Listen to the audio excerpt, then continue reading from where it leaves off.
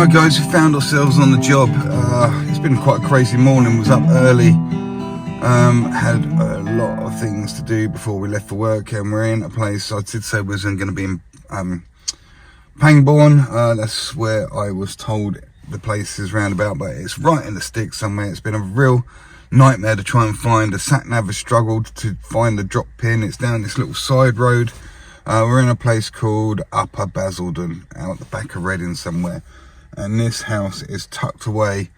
I've been on the phone to the builders. It's been a nightmare to find. It's been one of those. I'm wondering if it's going to be one of those days that I chose the wrong day to give up sniffing glue. Who's that? That's from the film Aeroplane, isn't it? What's his name? It's not Jeff Bridges. What's his Lloyd Bridges. Lloyd Bridges from Aeroplane. Right. I'm just waiting for Shay to turn up. Hopefully he'll be able to find the place, and I will get in there and I will show you what we need to do. Right, see you in a minute.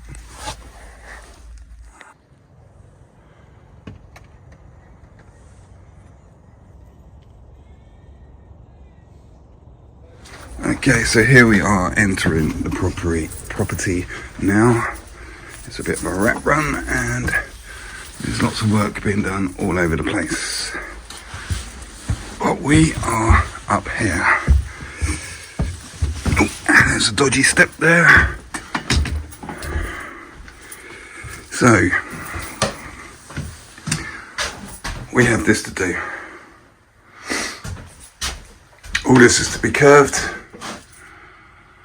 And we've got a funny little detail there. Not sure exactly how we're going to tackle it. Okay, it's quite tricky, but I am up for the challenge. Ideally, we need to get this done today because Jasper the Emperor is summoning us to attend his job tomorrow because he's under pressure. So we've got this to do, and like I say, these all need curving. I've got a little secret trick that until now has not been told. I do keep it a secret, but I'm going to show you what I do with things like this that I find makes it quite a bit easier to get a nice average curve. So we got that one and we got this one as well. Now I'm not sure where we're going to stop here. The builder's going to turn up soon, but it's pretty much just a repeat of what's happening in the bathroom. But how far are we going to come across here? This is quite a lot. Might need to do the whole ceiling basically, which would just mean that we don't need to do that wall, this wall and this wall. So it's virtually the whole room, and there's things that need moving around, etc. Looking at it, I mean, this isn't the easiest thing to plasterboard, I admit, but we've got little things like this that need addressing. A few little screws that are sticking out. That's quite solid there. So we've got a bit of a nasty bow in it here. All right, mate, how you doing? Yeah, good. Okay, I did get a brief couple of pictures before I came here, and so I had a general idea what needed to happen, but obviously when you turn up, you get to see other little bits and pieces. Now, there is still quite a bit of prep to do in here. There's things like this up here, this screw is sticking out, things like this need bringing in, a bit of flop here, blah, blah, blah, blah. So, look, we got different levels here. This has been plastered a couple of times, it looks to me. So yeah, we've got to get a bead in here and obviously bring it out a little bit prouder than this original plaster line. The guy was saying we don't really need to worry about these walls because they're going to be tiled, but I think we're going to have to get them, to be honest with you, because there's no way I can bring that down to there and keep that straight with this waving around everywhere like it is.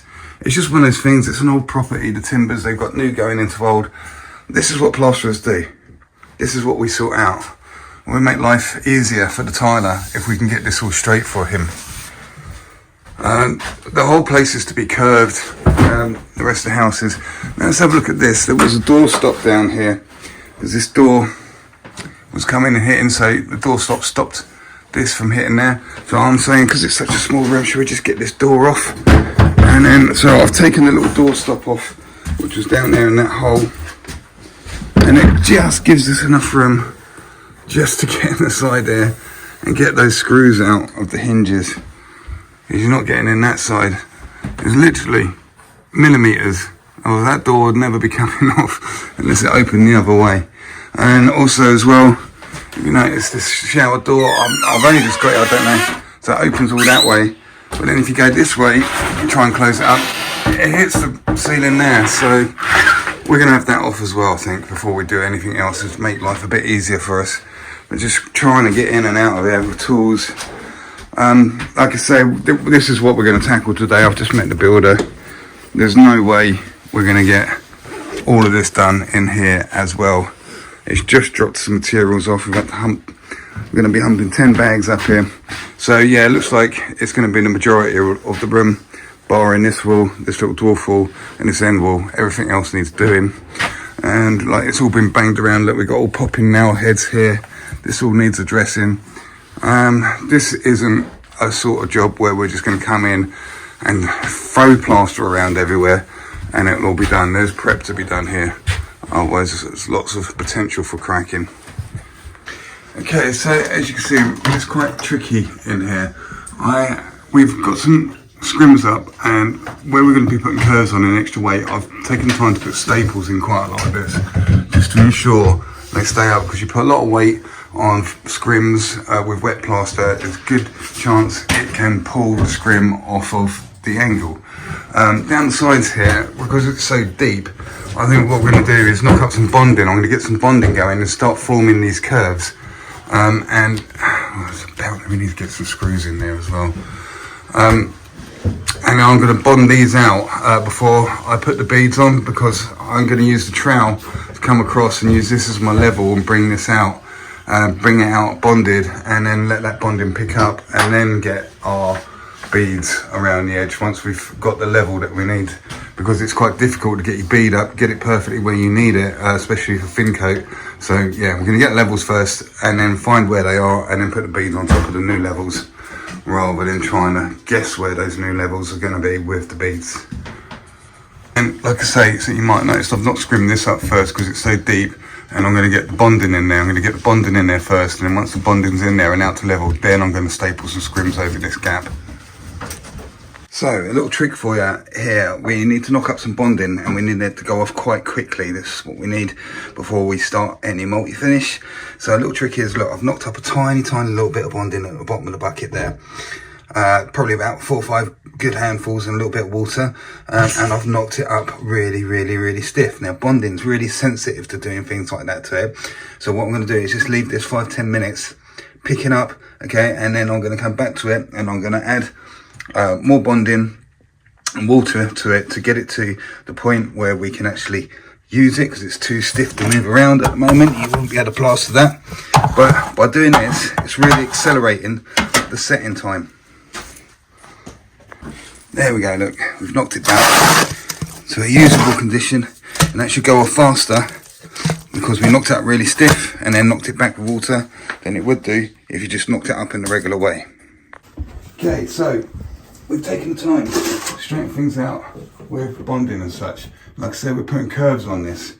And when you're putting curves on something, it's quite important that you keep this motion going. Don't be tempted to get something round and run it all the way down, because it's going to snake all over the place. And when you come to put your trowel over it, you'll have the same problem again. So continuously, always with the trowel. Well look, this is the tricky thing that we've got over here. This one. Do you want to come in and have a look, Shay? Get right in there. So what do we do with that? Because, you know, it's really awkward. The trowel doesn't fit in there. What I'm going to do is just overload it, like so. Best way that you can. Get that in there. So it's not looking too pretty. Now, this is the little secret I was going to show you. See these? These are like from flexible gorilla tubs, as you can see, and all I've done is trim it off Now the thing that's good about these is you can bend them with your hand, excuse me, still got the man flu, to the exact same angle that you need it to be. If it's a wide angle, you can hold it like so. If it's a sharp angle, you can bring it in this way. I think for this occasion, we can do it with this small one. You got a good angle there, Shay? Yeah. You can see. So just with this edge here, look. And we'll use this, and we'll continue to use this when we come to do the setting as well. So obviously you just manipulate it, and as we get to there we can open it up so it fits the contours of the ceiling, and it gives you a really nice regulated, I mean that's the base of it now. So obviously we're going to let this pick up, and then when we go over it with the multi-finish, we're going to be continuing using this same tool over and over again to fill those contours. But it's quite important you get that kind of pretty good right from the outset.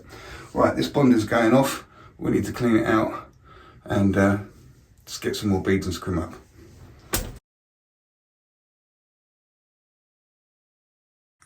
Okay, so as you can see, we've got some general shaping going on, and we waited until we'd got this bonded up before we scrimmed up, because it was quite tricky.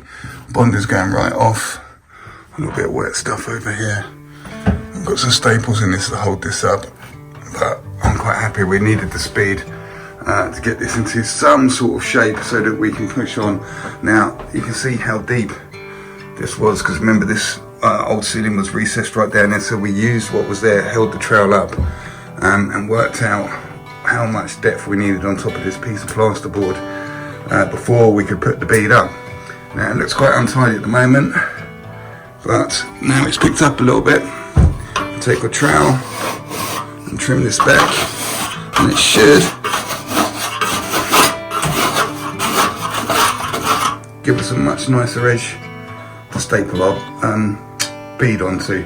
And we're probably going to have to get some scrim over this as well, because obviously this is the edge of the plasterboard, and there's a crack there, there's a crack possible there, and the spin coat bead is probably not going to be big enough to get over all of that, so we're going to have to staple some scrims all the way down there. Okay, other than that, everything's picking up. We had to take some time to straighten this line up because it was really wobbly, and it really showed up once we got this bead across the top of the window there. Well, I'm quite happy that this line here is much straighter than it was. So well worth doing things like that in little rooms like this. So yeah, that's what I'm going to do next. Tidy all this up by scraping it all back, and then we're going to get the beads up. So there's another good example, look, when this plasterboard was a bit off, and of course this was set back behind here, so I was able to use the trowel to find us the level. And look, it's only on there a little bit, but that does make a difference. It feathers out as we get up the top there.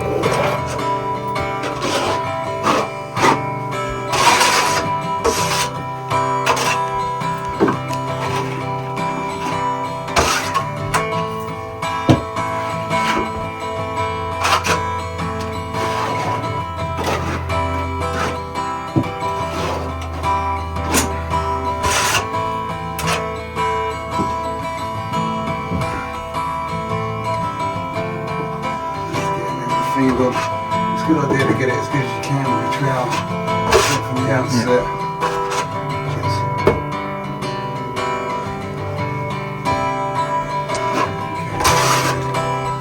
Let's put this way.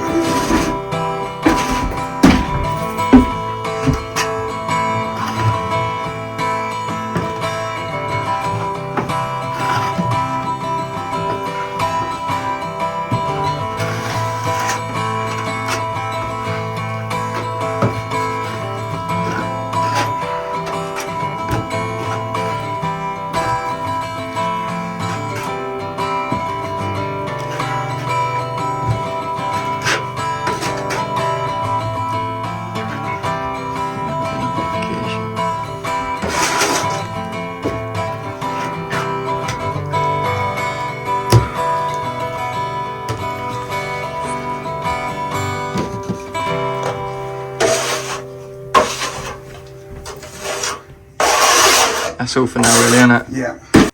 Okay, so we've just gone round and we're giving it a quick flatten, all this curvy area. But then you're going to have these problem areas. Come and have a look at this corner over here, Shay. Let me see if it's great in the way. So, we can't get in there with the trowel. So we're back just a little bit of perspex from a gorilla bucket or flexi bucket. And we just go both ways. So, as I say, it's very, very early days for this. So we just don't need to be amazing. We need to get our shape roughly. So we're happy with it. Now we've dug in here and everything. So it's one of those, it's just a little bit of trial and error. I've still got to flatten this area in. I've only just thrown this on. I've got it picking up because it was quite deep around there, but there we go. And then look, we've got this one up the top. So again, we've already got a bit of residue on.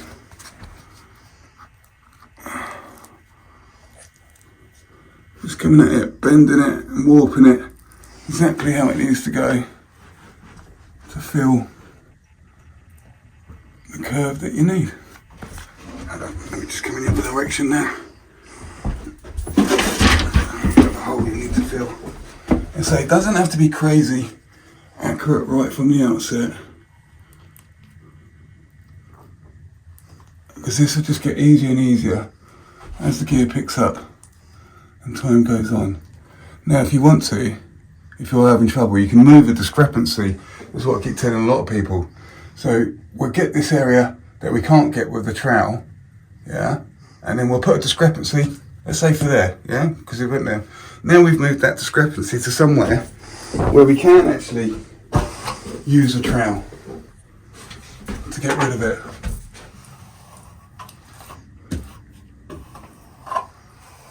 Okay, and then it's gone. I've put another line in that. We don't want that. A little line there. Just get rid of that again. Okay, and again, don't get caught up in the idea. You need to keep going over it and over it. Stop playing with it. Get it almost there. Let it go. Go back to something else. Then come back to it when it's picked up a little bit. Okay, so we've got all this sort of stuff flattened in. This was really all over the place, over bonding, old board, blah, blah, blah, blah.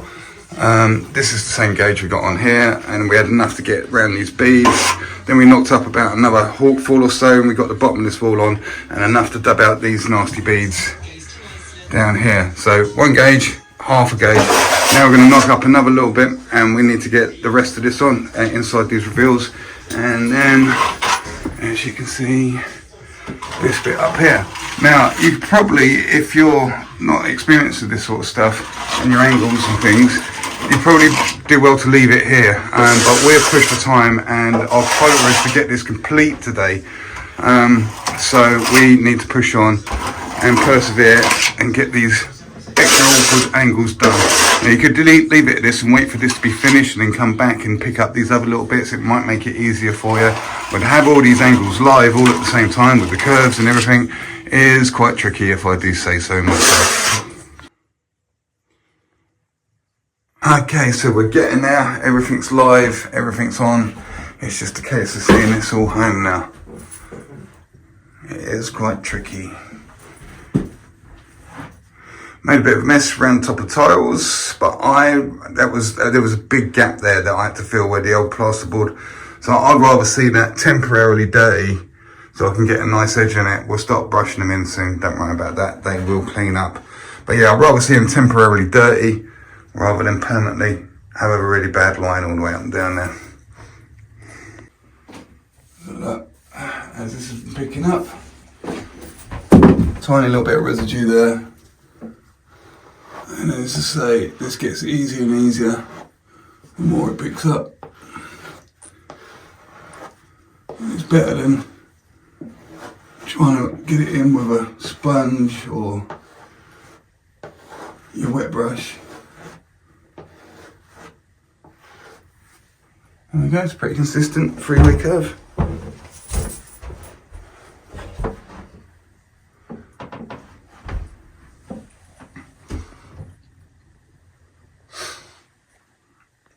So there we go, things are just starting to change colour in here. So you can see if I cast the shadows where the angles are. It's very hard to show this sort of thing on, there we go, look, there's some lights down there. So yeah, that's come out quite nice. You can see the angles in it there, and cast the shadows. And then this side.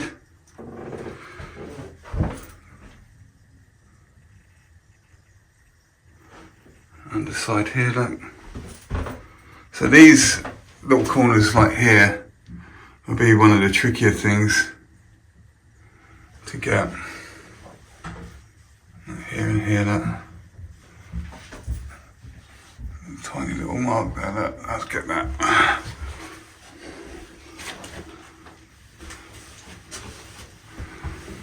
So yeah, it's been quite a testing little room.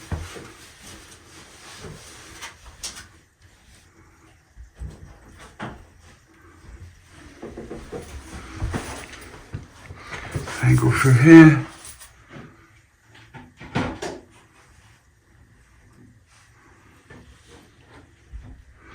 Right, it's time to go home. Let's go.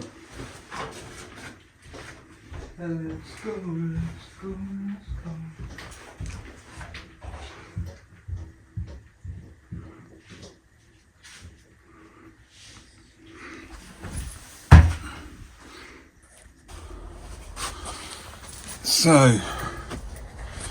So there we go, guys. That was, like I say, quite an awkward little one.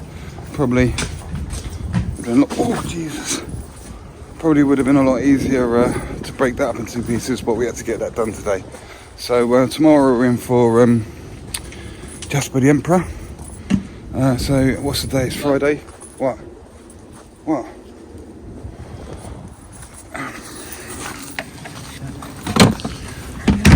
So tomorrow we're in for Jasper the Emperor.